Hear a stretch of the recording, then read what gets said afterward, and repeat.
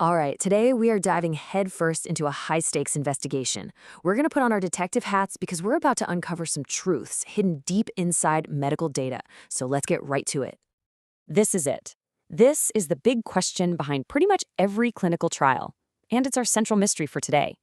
So picture this. A new drug gets developed. Some patients get the drug, others get a placebo. The results come in, but how do we know, really know, if the drug is what made the difference? To solve this mystery, every good investigator needs a toolkit, right?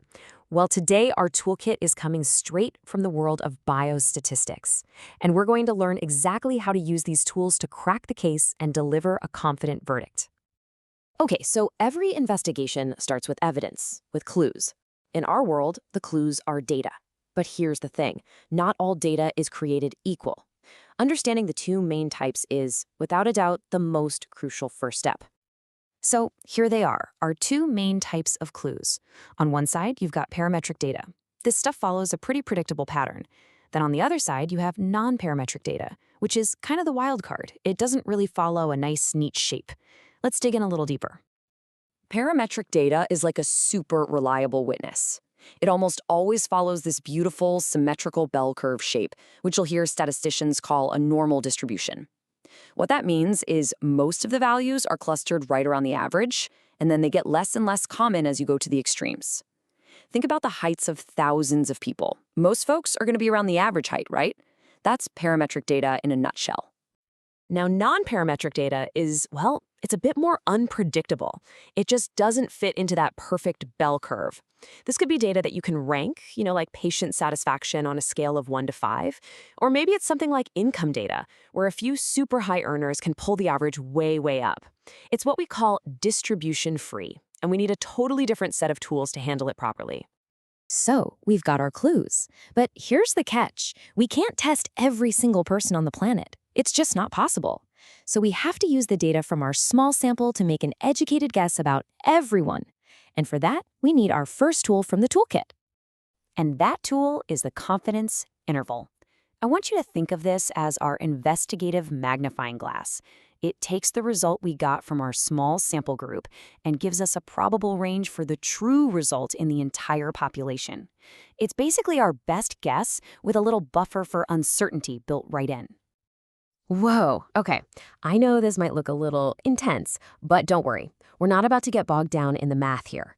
What's important is understanding what each piece of this formula is telling us about our investigation. So let's break it down. Okay, let's walk through it. First up, the sample mean. That's easy. It's just the average result from our group. Then we have something called the critical value. This is just a number based on how confident we want to be, and usually we aim for 95% confident.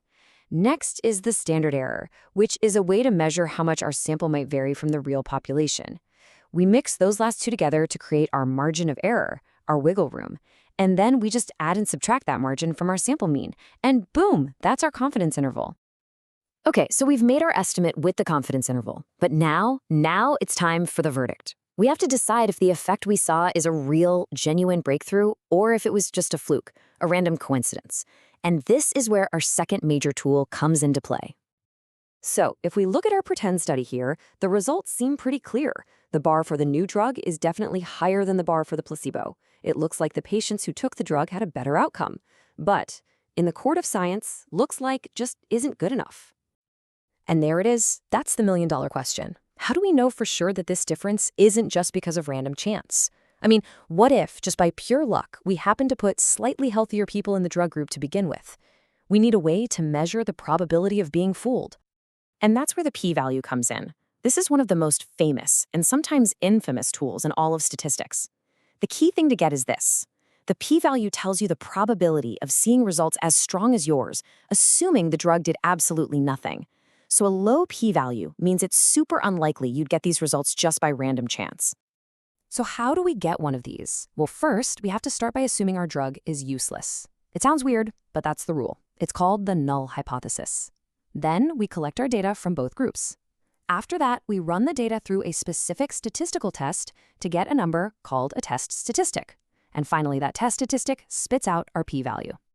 And for our study, the p-value is 0.03. That little number holds the key to our entire verdict. So, what does it mean?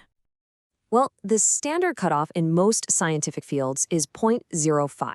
Our p-value, 0.03, is smaller than 0.05. This tells us there's only a 3% chance we would have seen these results if the drug had no effect at all, because that probability is so low, it gives us really strong evidence to say, yeah, this probably wasn't just a fluke.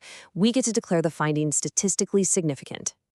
So we've reached a verdict with our p-value. Case closed, right? Well, not so fast. A good investigator always makes sure their methods are solid. The specific way we calculate that p-value actually depends on the type of clues we started with. It's time to make sure we chose the right tool for the job. See, the procedure we use to get that p-value is called a statistical test. And there isn't just one, there are tons of them. You can think of them like different bits for a power drill. Each one is designed for a very specific job, and choosing the wrong one, it can mess up your entire investigation. And here's the golden rule. It's actually pretty simple. If your data is parametric, following that nice bell curve, you use a parametric test, like the t-test. But if your data is non-parametric, if it's ranked or skewed, you have to use a non-parametric test, like the Mann-Whitney U-test. The absolute key is to always match the right tool to your specific kind of evidence. So, there you have it. We went from a simple question to gathering our clues, to analyzing them with confidence, and finally reaching a solid verdict with a p-value. Our investigation is complete. The big takeaway here is this. You now have the investigator's basic toolkit. You understand the different kinds of data, you know how to estimate an effect with a confidence interval, and you know how to judge if it's significant with a p-value. You are officially equipped to be a data detective. So, I'm going to leave you with this thought. The next time you see a headline about some miracle cure or a groundbreaking new study, don't just take it at face value. Think like an investigator. Start asking questions. Ask about the data, ask about the significance. What's the first question you're going to ask? Hey, thanks so much for joining me on this investigation. If you found this helpful, do us a favor and like and subscribe for more. We'd love to hear what you think in the comments, and definitely let us know what mystery you think we should tackle next time. See you then!